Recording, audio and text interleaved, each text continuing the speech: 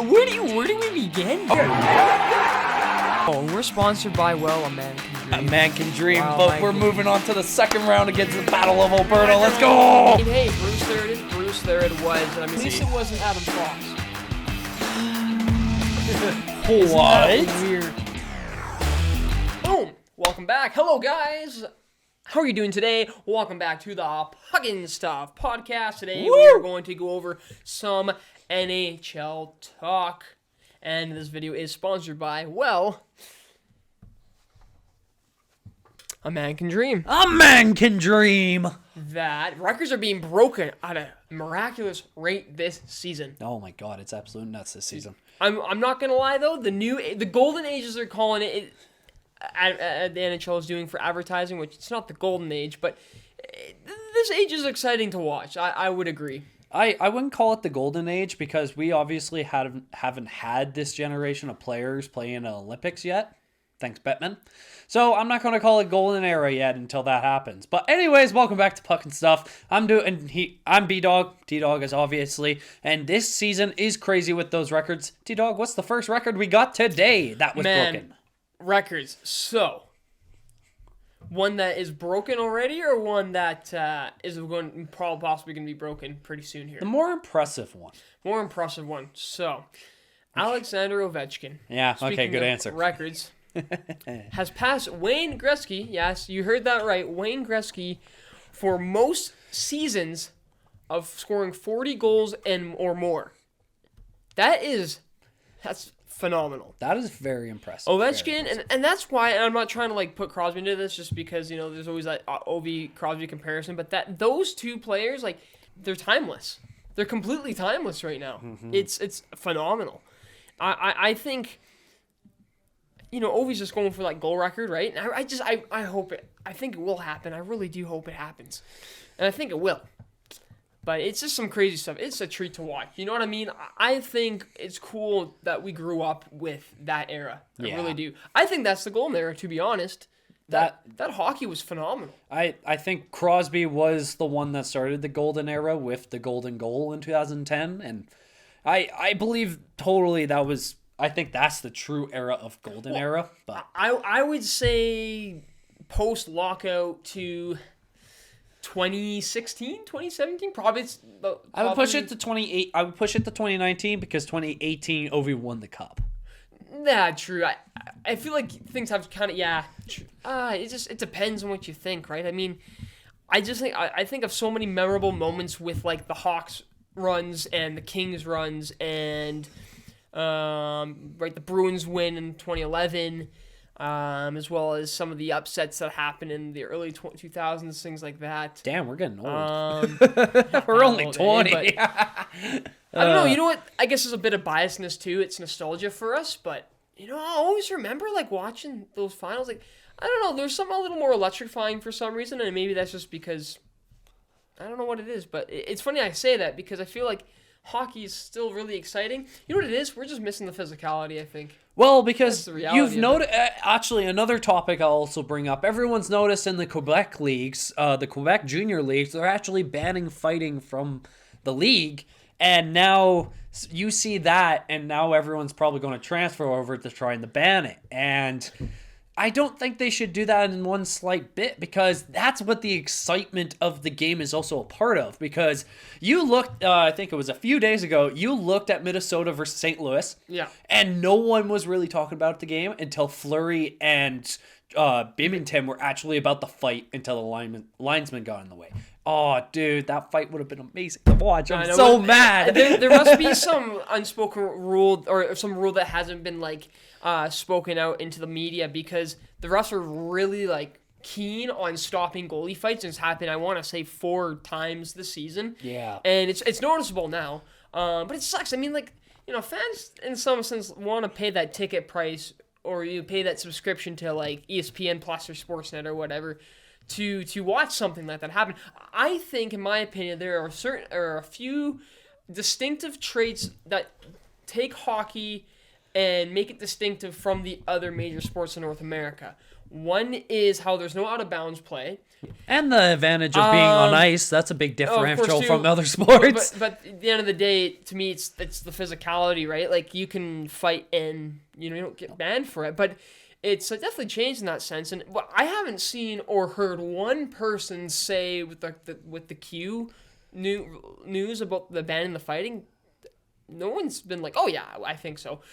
Most people have actually, and I agree with this statement, been saying, oh, watch injuries skyrocket. Oh, I think so. Watch the slew foots go up, right? Yeah. You watch, a few nasty cross checks, stuff like that. So what happens if, the guy, like, does a nasty cross check to, like, the face, or, a little extra kick with that slash to the shin, right? Like, you can't do anything about it now because then you're going to get in trouble. I mean, I don't see it working. It's actually kind of funny that he mentions a cross-check to the face, because AJ Green from the Boston Bruins actually just got suspended for one game for cross-checking Mike Hoffman in the face.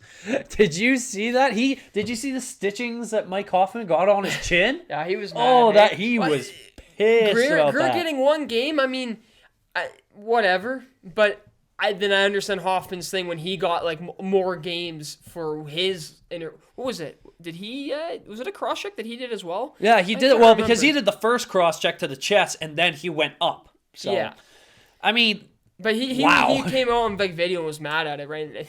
Yeah, he was showing the video of his stitches going like this around. And he's like, nasty stuff. I'm pretty pissed. Some of those players don't like Peros, man. I mean, it's pretty ironic. Peros was a goon. He was like a complete goon, but he was an enforcer, right? Like, he wasn't a hard-nosed enforcer. I think that's wasn't also a playmaker. That's another thing that, like, I think a lot of us miss too.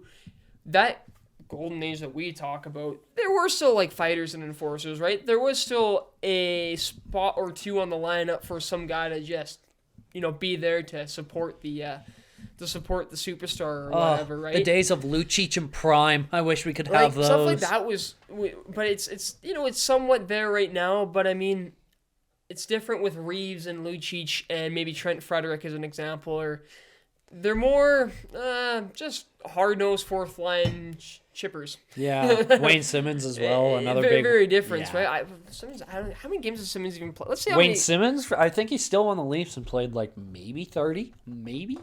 I think he's just been in the... Or did he get dropped to the AHL? I think so. That's what's been happening. But I don't know what you mean. That's anyways. tough, man.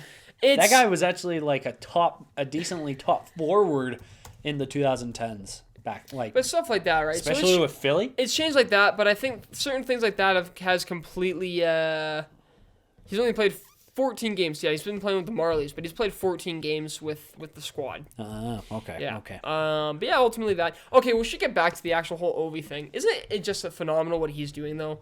I really am just... all I can think is that I'm just excited to see when he actually does pass Gretzky's record, which... That's going to be something. How many seasons?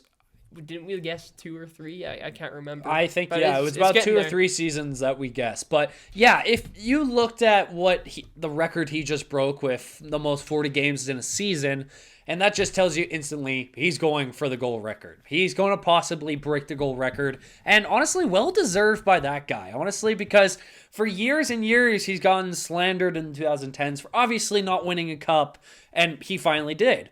He got slandered for Crosby always being better than him. That you could still make that the case that Crosby still is, but with that gold record on Ovi's kind of like stats, that changes the conversation a bit. Not by, like, I would say enormous amounts. I would say if Ovi brings another cup and beats that gold record, he might beat him. Could you imagine? Well, to me, growing up, is you realizing they're two different players. Yes, very. Right? And very. so that's why you shouldn't be comparing them, but I understand why that comparison was there.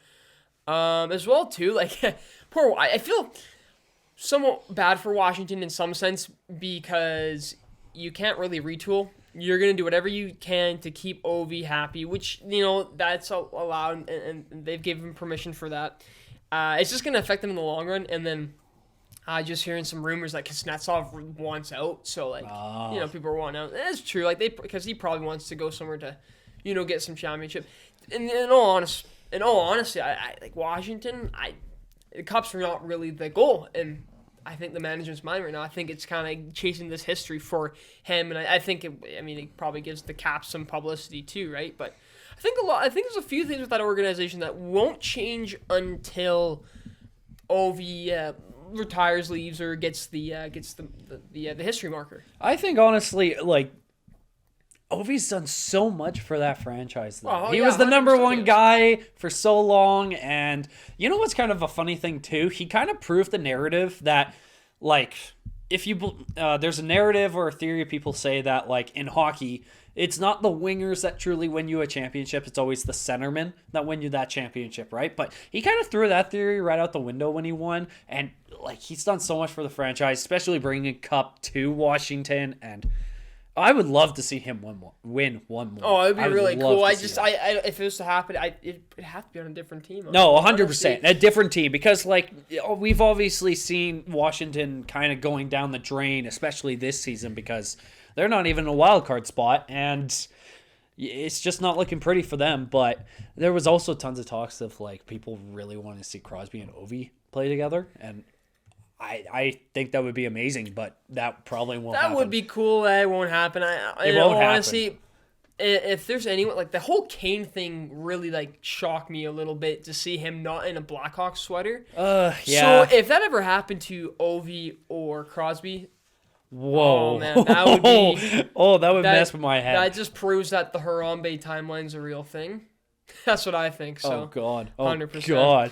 But hey, as we're talking about kind of like legendary performances and superstars of today, let's talk about Connor McDavid. Yep, the Flames fans, as I wear a Canucks jersey, talk about Connor McDavid, the Edmonton Oiler. Yeah, so I guess let's talk about McDavid. 72 games played, 60 goals, 78 assists for 138 points, and a plus-minus of +16. I hate to see it, but oh my God, this guy is playing God level. No, I'll be honest. I'll be straight up here.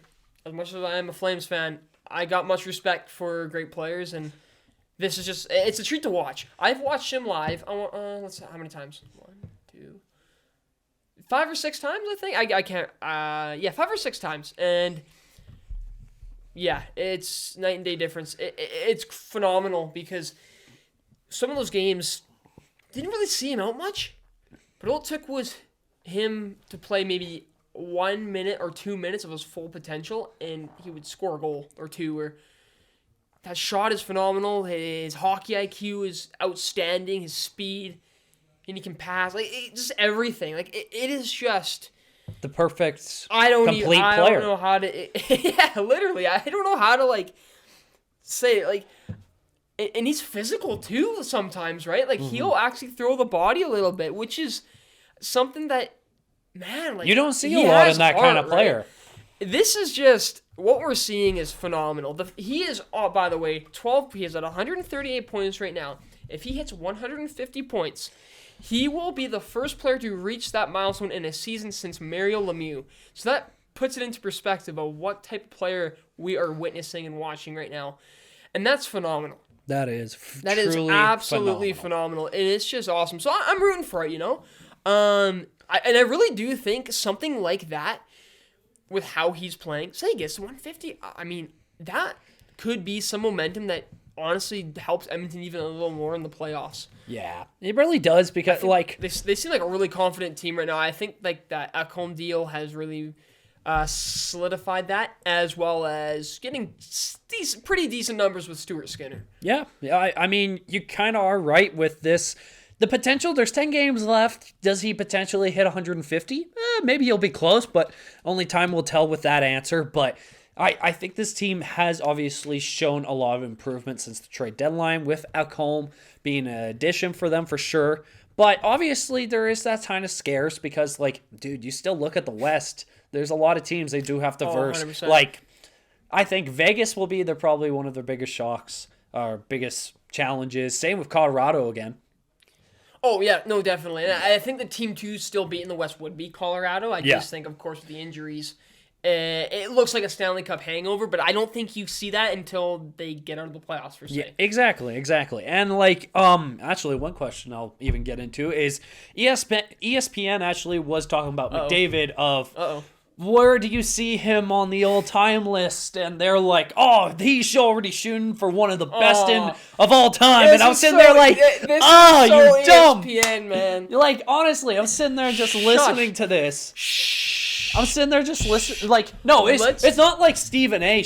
It's like actual freaking the guys from Butts. I know what you mean, like Biz Nasty. And Biz Nasty and all those guys. Is it Ensign Carter that's there? It's like actual hockey commentators, actual hockey analysis guys. It's just, look, let's watch the career. The difference with Crosby and Ovechkin is they've had they're past their prime now. They're 10 years at least in their careers. So that's a different story. This guy hasn't even reached his 30s yet. Let's wait. Because I think he'll eventually get a cup. We don't know when. I mean, it's going to be with the same team, different team. I don't know what. Just let us know in the comments. But like, let's just wait a second. I think we all know where he'll go. But this also reminds me too. It's the same narrative with Cale Makar. I understand why. And he will most likely get there. But you gotta let it be still, right? Like, I think what you can make could change. You can make the conversation with Cale Makar that he is probably the top defenseman in the league right now. You could make that conversation because one impact of a year already won him a cup. But and a Norris.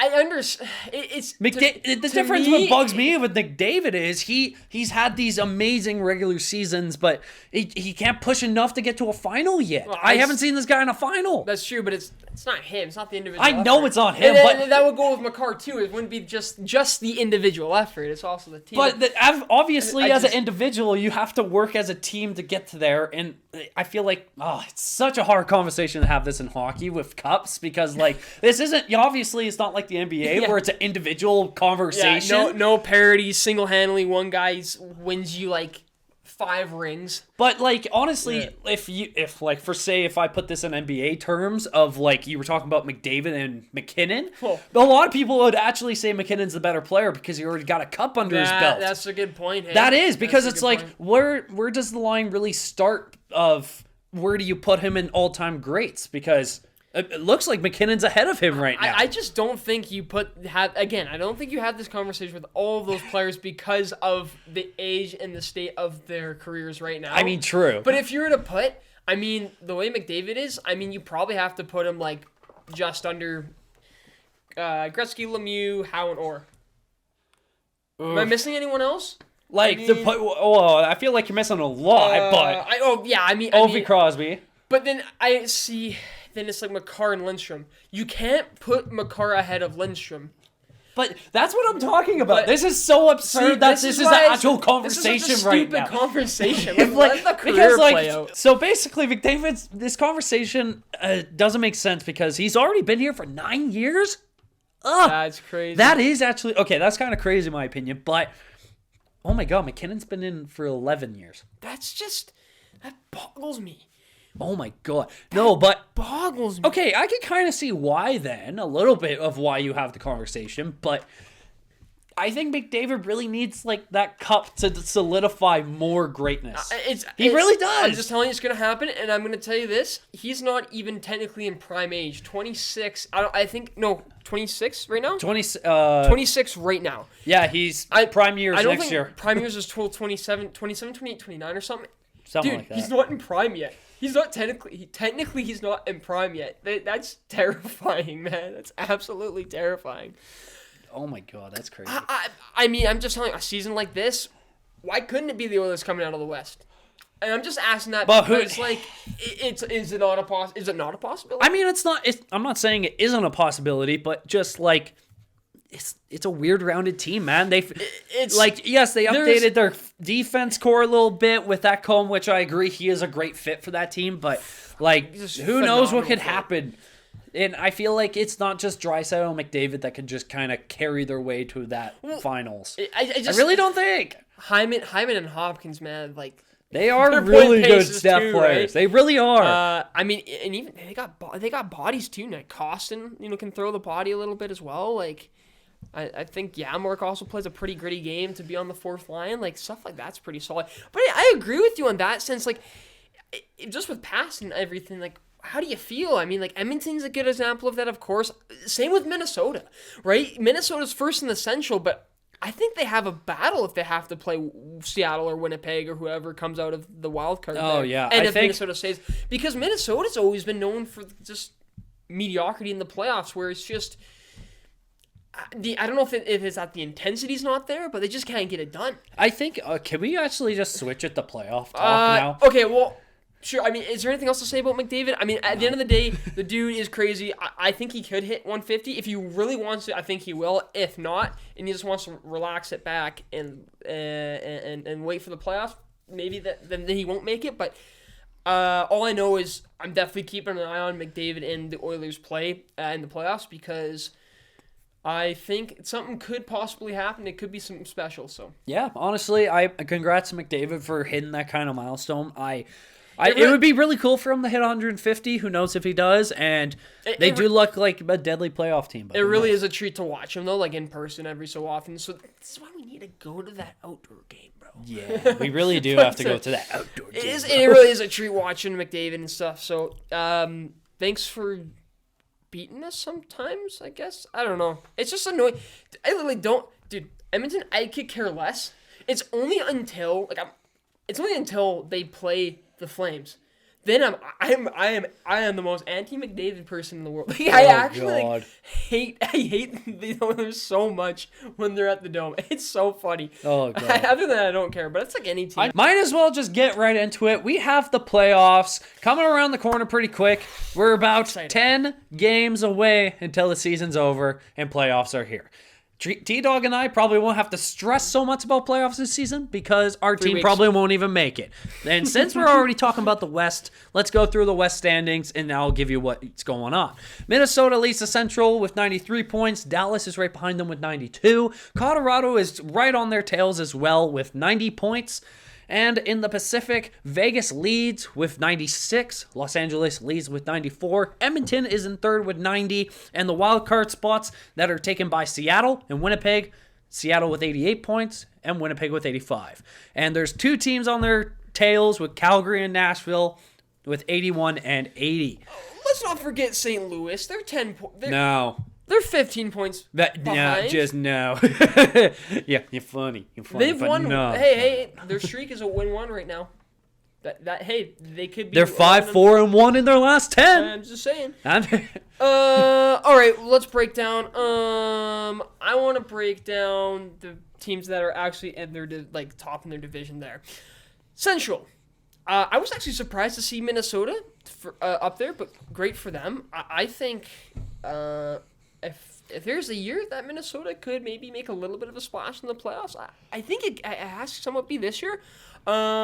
Start making it known that Kaprizov is that good of a player. I really do think so. I mean, the league knows, but we'll really know once he gets a little bit of star shine in the playoffs there. Yeah, honestly, Minnesota looks like a great team all around because, as T-Dog mentioned, with Kaprizov, he's looking great as always. Minnesota's young stars are finally making their way up the lineup and getting some points and looking good. Defense is still a little stagnant, but you're going in the playoffs with Fleury.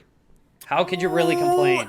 You know what, too, though? Philip Gustafsson has had a pretty solid season, and I don't think they're anywhere near where they are right now if they didn't have solid goaltending from, I guess, the tandem. Which is really cool seeing Gustafsson, finding a spot and, solidify himself. They're 6-1-3 in their last 10. That's a solid stat. And, man, it'd be cool to see.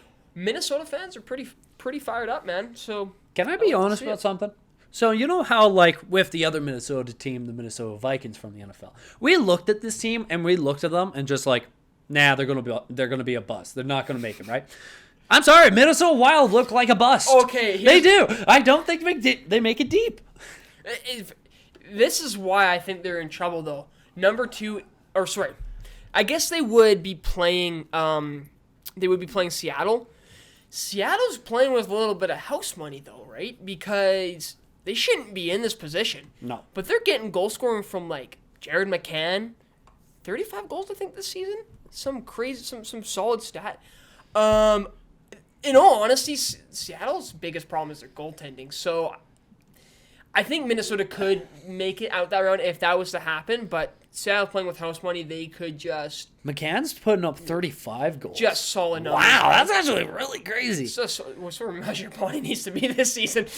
Oh my god, I don't even want to talk about this team until Flames talk. I have Matty Beniers is actually dropping 50 this season. He's looking right? good. Seattle's got some solid prospects in their pool too, right? Like, it's exciting to be a Seattle fan, I think, right? Your team is new, and you probably don't even expect anything to happen in the playoffs. But, man, like, you're solidifying. I got to respect the management for that.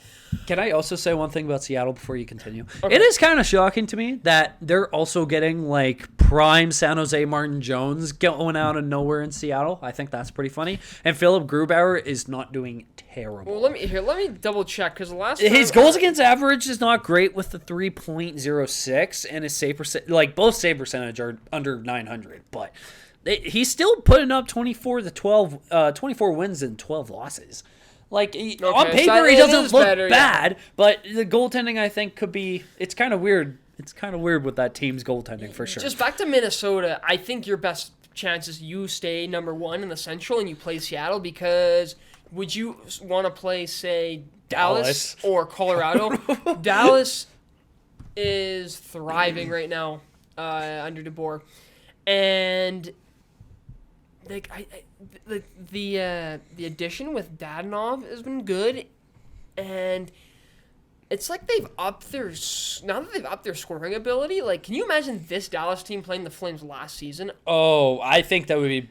That would be even closer. Could go to another whole other way, right? I mean, 3 more OTs. Just solid. And I mean, Colorado, man, right? They they get older players back for playoffs, whatever. You don't want to play Colorado. You do not want to play Colorado until you have to. Yeah, literally. I think, honestly, if I had to put it of any, like, playoff matchup in the West to be most intrigued for, it is Dallas versus Colorado, because these two don't look like it should be versing each other in the first round. Like, these two have looked good all year. Yeah. Like, Colorado did kind of struggle a little bit mid-season, per se, with the injuries, but everyone's coming back, and now they're picking it back up, and they finally brought back to that third spot. Dallas and Colorado, if this is to be a series, is very much the closest to what the Eastern Series are, where these teams are way too good to be playing each other this early in the playoffs. Exactly. And it proves the fact that the 1-8 format is superior, and everyone should agree with that. No, right? Yeah, right. I guess. Thanks, Batman. We love we love this setup of playoffs, right? He said there's nothing wrong with it. Listen to the guy who runs everything. I'm just saying, at least we're not thinking about going into the way the NBA has their format. I'm telling you. The play-in tournament? I've watched how the Raptors have played this season. You're telling me they deserve a spot to even think about the playoffs? Oh, God. The amount of teams that are under 500 in a playoff spot because of that is just stupid. Lakers are at 500. I'm happy. I don't agree with it. That's just my opinion. Okay. So dumb. Let's talk about the Pacific now. Oh, boy. Vegas. You know what? Out of the Pacific, as expected. What do I say at the start of the season? I think I said they'd be third. They would. Yeah, you and I both said they would be third. To me, we talk about goaltending with Seattle. It's with Vegas, but it's injuries in this case. Thompson left that Flames game. I don't know what the end up result was to that, but man, the amount of goalies they've gone through: Hill, Thompson, Quick, and then number 4. Oh goodness, I can't think right now. But it's just been a whole carousel for unfortunate reasons. Thompson's honestly hasn't been. Thompson's had ups and downs though.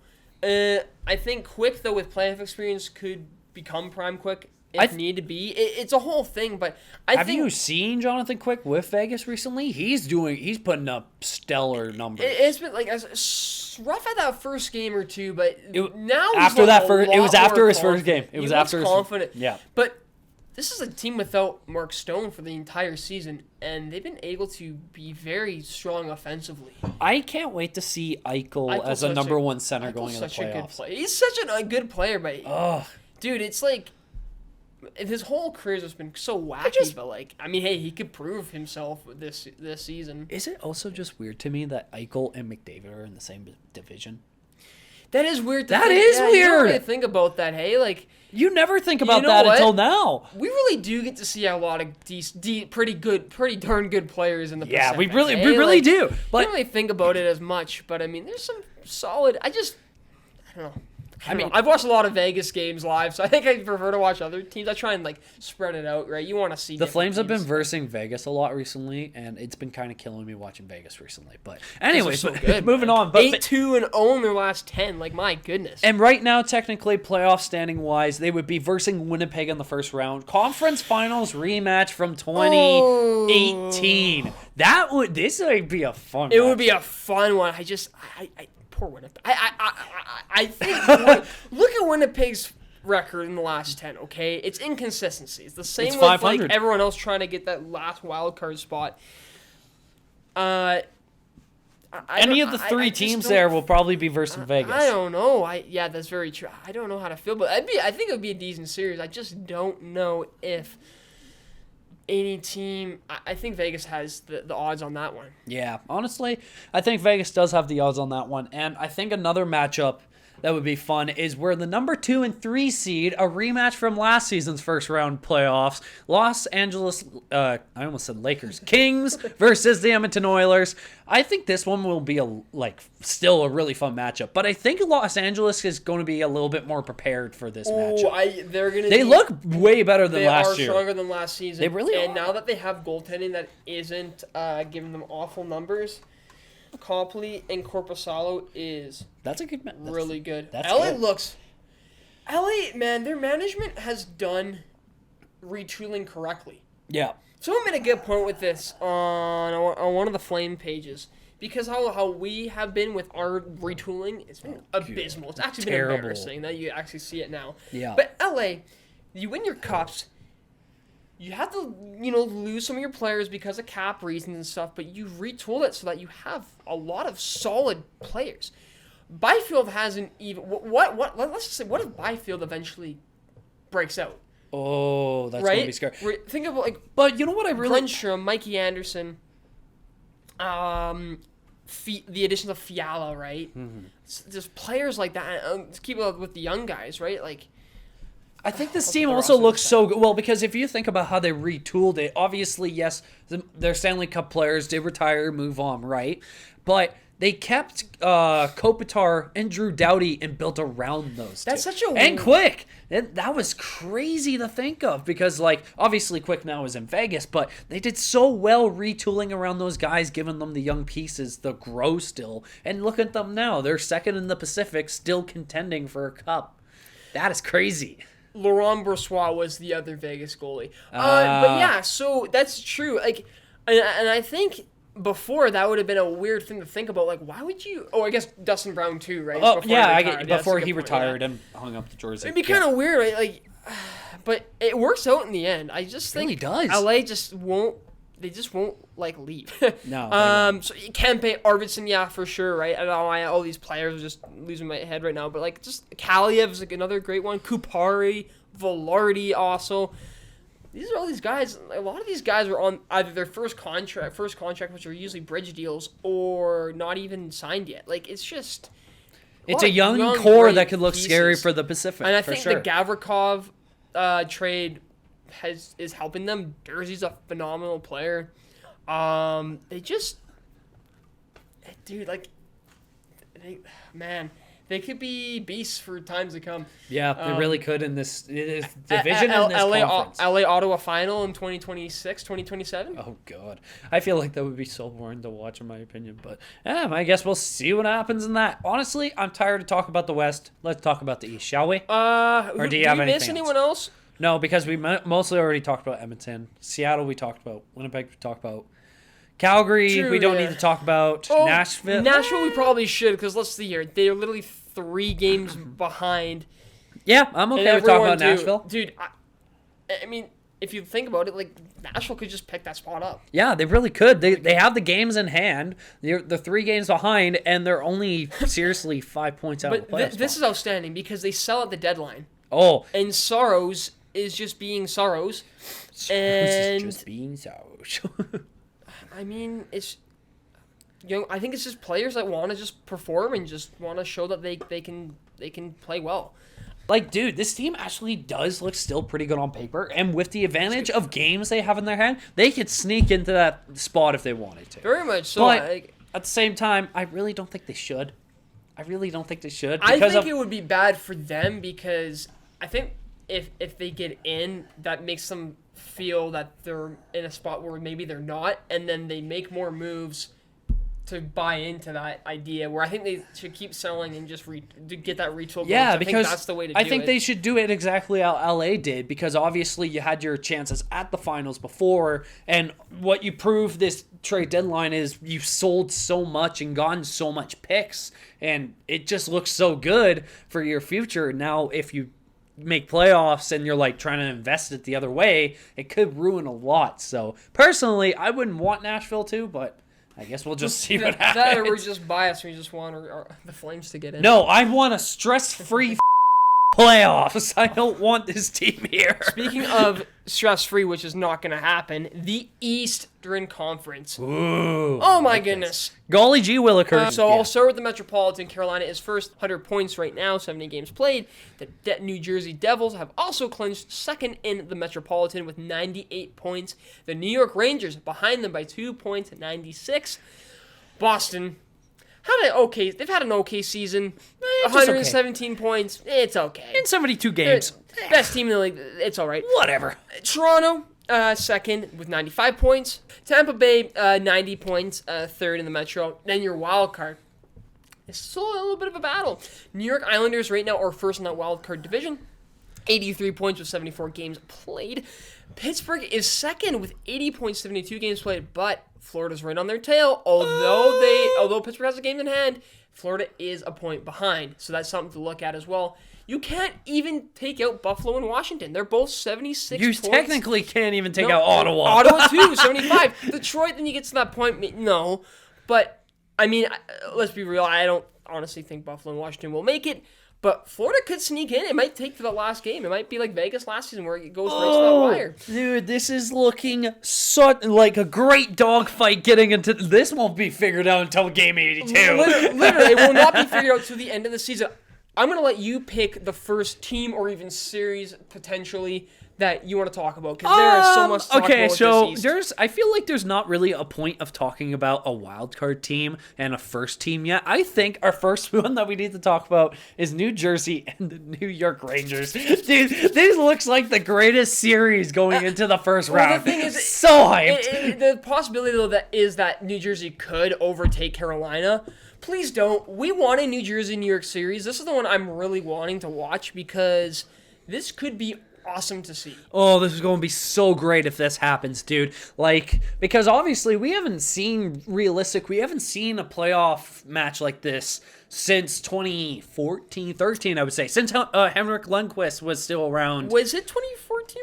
I believe 2014 and 2012. Yeah. Yeah, it's one of them because I know it was 2012 because New Jersey made it to the finals. Yeah. Yes, but since 2012, basically, we haven't seen this matchup. And, dude, with how young that New Jersey looks, and with everything that the Rangers just put into trade deadline with Patrick Kane and Tarasenko, and just it's two juggernauts just colliding with each other, and it's going to be such a great matchup. I can't wait. But, I mean, this is probably one of the most secured matches, I would say, matchups. Not as secured, of course, as you would agree. Not as secured as Toronto Tampa, but I think pretty close. I'm pretty sure it will happen. I think Carolina sticks with number one. We'll see what happens, of course, but all I know is Carolina. This is if that series does happen, it is New York's series to lose, and that's just at the fact that. I mean, look what your additions. You've completely bought into this to what it is right now, and I mean, it's working. It is working. If you're 8-1-1 in your last 10, yep. You have a pretty solid record. I just can't wait. I mean, there's so much speed on both these teams. There's so much pizzazz, talent. It's amazing. Little bit of physicality in there that can get to it too. This could be awesome. I really hope that is going to happen. Yeah, honestly, and we talk about the probably most secured matchup of the East. We're going to talk about the other one with Toronto and Tampa. These teams This are one both is for sure, though. This one is the most for sure out of the East, but it's kind of neck and neck depending on what it is. But because we know Boston isn't going anywhere from the first, and Toronto is just always dealing with that little devil of, I either first Tampa or Boston in the first round every year. Can I actually make it past? Oh, I don't know. I guess we'll have to see. But bro, this is still a great matchup. This is gonna be another. Like, I remember how excited I was to watch this series last season, and it's the same way this season. Tampa Bay does look off than compared to last season, but you don't count them out. Do not count them out. No. That Tampa team has a lot, and when I mean a lot of experience, I literally mean like they 3 years to the cup, dude. Age to experience. 3 years to the cup for a reason. It's gonna be hard, man. But I think a lot of us agree. I think we do want to see Toronto finally get out of that first round slump. But like, man, it's gonna be a tough one. Toronto. I want Matthews to be gone for a reason. Toronto gets that home ice advantage, and I think that is going to play a significant role with this series. Wait a minute, didn't they get home? Did they home ice advantage last season? I'm pretty confident they did because they played Game 7 in Toronto. Maybe I can't remember now. Oh shoot! Because I'm like, wait a minute. Anyways, right. I think that'll happen. But this series will also be outstanding, and just Toronto to lose again. That's what I think. Yeah, you know what? No, I'm gonna keep that. I was gonna say maybe Tampa just because of the past success the last few, but no, I'm gonna keep it as it is because Toronto needs to. If they don't win a round, a lot of changes are gonna happen. So I'm gonna keep it at that. All right. Well, as we move on from Toronto-Tampa situation for sure, Boston is obviously probably the President's Trophy winner, and they will be versing Pittsburgh in the first round. That would be kind of like a classic matchup for sure. You got Crosby, Patrice Bergeron, Brad Marchand, Malcolm. Like, I feel like that is your classic kind of matchup there with the 2000s, 10s. And ex-teams of Jarome Iginla, which is, I think, the most important thing to talk about right now. Ooh, Iggy. Yeah, so that's all I'm gonna say. No, but is this going to be a series? I mean, Boston's just so dominant, but we'll see, right? But Pittsburgh just has that never give up mentality, and really do. We're seeing Prime Crosby. Prime Crosby. We are seeing Prime Crosby still, and it's just outstanding to watch. 72 games played with 85 points. He still has it, man. It's crazy, and this team is not letting up. Like, I know that they're struggling some, with that 4-5-1. They're very much a 500 team right now, but it's. You still can't count the players out. You really can't. They got the determination, so that would be exciting. But what if Florida gets in? I mean, I don't know, man. You're Boston. Who do you want to play? I think you want to Pittsburgh. But Florida doesn't have as much experience. Although I would say and they just keep getting beat. Flash your offense. I think you probably want to play Florida just because of the lack of playoff experience in comparison to Pittsburgh. I don't think you want to play a Crosby in the first round. But I really don't think you would. But I mean, Pittsburgh has had troubles with Jari. It's tough, man. It's kind of hard to say. It is because, like, you look at Florida. Matthew Tkachuk is having a stellar season down in Florida right now. He's kind of like the MVP of that team, leading them back into this playoff race. Because you look probably at least a couple of weeks ago, and they were like going down. They were dropping quite a bit, but Tkachuk turned it up, and it just makes me more mad that we lost him. I would love to see Pittsburgh back in. I want to see Crosby back in playoffs. Yeah, 100% right. I think it would be more of a thrill as a fan to watch Pittsburgh versus Boston than it would Florida versus Boston. But I guess you'll never know. We won't see until 10 games from now. I think it feels more right. How do you feel about the Islanders? If they're to go against Carolina. And one thing I'll say with the Islanders this might be an upset. That Bo Horvat pickup was just outstanding. That was a smart pickup. Just outstanding. I love Horvat. I think this could, I feel so bad for Canucks fans, man. I think they're suffering. Yeah. it's because they're so. Maybe you'll get Bedard. No. I don't know. If it's Columbus, I'm gonna lose my. If Columbus gets that first overall pick, I'm gonna lose my. First line is Laine, Johnny Hockey, and Bedard. No, there's a whole bunch of scoring ability there, man. That's kind of cool. I don't want to think about that. I think on paper that'd be kind of cool. Anyways, I mean, true. New York, yeah, could it be an upset? I mean, Carolina is known to have the. It's funny. Carolina's known to have the goal scoring. The lack of goal scoring ability in comparison to other teams, although they're a plus 52 in goal differential. So I don't agree with it. I think Carolina's just. Is the prime example of of the East, where they are a great team, but they keep having to play really darn good teams at the start, and they lose because of that. So that's a whole lot of because thing. who was it last season that they lost to? Because they beat Boston last season. Rangers, right? I think it was the Rangers. Yeah. I think it was the Rangers because, so with Carolina in the sense of, they get really matched up with good teams, but if this team on paper and you see them in the regular season every year, and it's just like, why? You should be good enough to make that stance and beat them, but it's the same situation every year. It just isn't enough to make that far. Yeah. They beat the Bruins, and then, of course, they lost to the Rangers. Yeah. Okay. I figured. I remember now. Yep. I do remember the 21st night of September. That shit happened. You're right. It is looking a little more familiar than I was remembering, but at the end of the day, it's like... It's pretty... This is why we need the 1-8 standings playoff This is picture. what I see. The teams that improved deserve... the teams that deserve to improve, and the teams that didn't deserve to improve... I guess this is how it kind of went with this season. So here, I'll ask you a question. I guess it could be our TikTok question, but whatever.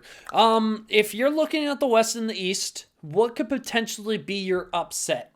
My upset team. What is your upset team? My upset is that the West could win just because the East would just kill each other to a point where they would come to the rink with crutches. That's what I think. You think they would just kill it? You just mass slaughter each other, and the only team left is the Islanders in the finals. Man, bro. You know what? I was saying house money. Dude, Seattle could beat Minnesota if that. That's what I think is an upset, 100%. Seattle could upset a team. Will it happen? I don't know, man. I mean, but weirder things have happened in life, right? Yeah. An upset that I think would be cool. With the East or the West. Give a team for each. Just with how, and I'm not saying it will happen, but I'm going to put this out there. The President's Trophy curse. Hey. Yes. That's what we needed. Hey, I'm just saying, what happens... This is hypothetical. What happens if Boston loses? They lose to Pittsburgh or whoever is second wild card. Can you imagine? Could you? Wow. I don't think okay, you know what though? This is why I'm convinced not to bet money on sports. Because of situations where Boston wins the President's Trophy, looks like an unstoppable force, but then they verse Pittsburgh and get knocked out first round. Oh my God, that would hurt. It doesn't seem like it would happen, but could that be an upset? It would be an upset, 100%. I don't know. Give me another. Another upset. Winnipeg, Vegas, I think would beat Winnipeg, but it is Dallas beating Colorado. I think Colorado is still the team to come out of the West. Yeah, I'm not saying they will, but is a team to beat. So if Dallas was to beat Colorado, I think that would be an upset. Mm-hmm. Island, like you said, Islanders beating Carolina. I think Islanders would be. I personally don't think it'll happen, but I mean, if Sorokin just plays prime. Luongo? Yeah, sure. Yeah. Sorokin has been playing like prime Luongo. The upset with that New Jersey Rangers series would be New Jersey, just because with the Rangers and their skill and talent. Yeah, I think the upset there would be in comparison to New Jersey, because New Jersey is ahead of the curve of where they should be really in the retool stage. Yeah, actually, they're way ahead of where they should be. Would you consider the upset if Toronto beat Tampa? Would you consider that an upset? I think the upset would be if Tampa beats Toronto. Because they always say that, eh? Yeah, because dude, look what they did at their trade deadline. They got Ryan O'Reilly. They finally updated their defense structure, so it's not as bad as it has been in the years before, but like I think the upset would still be Tampa beating Toronto because everyone still expects them to beat them in the first round. Or maybe okay, I think it would be an upset either way, honestly, at that point. That is it a lose-lose scenario? It might be. It really is. All I know is that these matchups or potential matchups are looking to be just awesome action. I love it. Exciting. I really do. So one thing that we're actually thinking of is maybe doing some live streaming us watching a game or two of it. Tell us what you guys think about that. If you would like to see that, comment, give us a thumbs up. Something that we would honestly enjoy doing just because, we get to, watch the game and talk to you guys because you guys seem cool and have some interesting facts on the sport that we love, of course, and sometimes rage and stress a little bit too much over. That is one thing I always love about this whole content creation thing, though, too, right? TikTok, I think, especially. Yeah. Because it seems like that's where the discussion comes, is that those discussions, right? It's nice actually getting discussions where someone just completely disagrees with you. Oh, because you get a whole different perspective, and then you kind of think about it, and you're like, oh, you know what? That's true, right? And you kind of think about that into the next time you talk about maybe that certain discussion. See, that's how someone should take a different opinion from someone, not by just screaming and getting mad at them. But anyways, guys, this has been CHEL Talk. Thank you guys so much for watching. I hope you guys did enjoy. Leave a like, leave a comment, and leave a subscribe as always. We're doing so well on our platforms, and we love the support. Keep it up. And I did notice that you guys aren't subscribing as much, so please do. We love it. Don't beg. I'm sorry. I had to call them out. But hey, D-Dog, take it away. Anyways, guys, thank you guys very much for watching or however you are consuming this content. If you did like it, smash that thumbs up. Leave a comment down below. Question of the day. What do you think the matchups will be? I mean, of course, we're 3 weeks away, and that might be a question that it will be out of date in a few weeks. But what do you think the matchups will be? All I know is that we are, and you guys probably are too, excited that playoffs are just around the corner, 3 more weeks away. So let's keep on grinding, working, and then boom, we'll get to watch some awesome spring hockey. Anyways, guys, great talking to you guys. Keep on rocking out in the free world, as Nardwar says, and peace. Peace.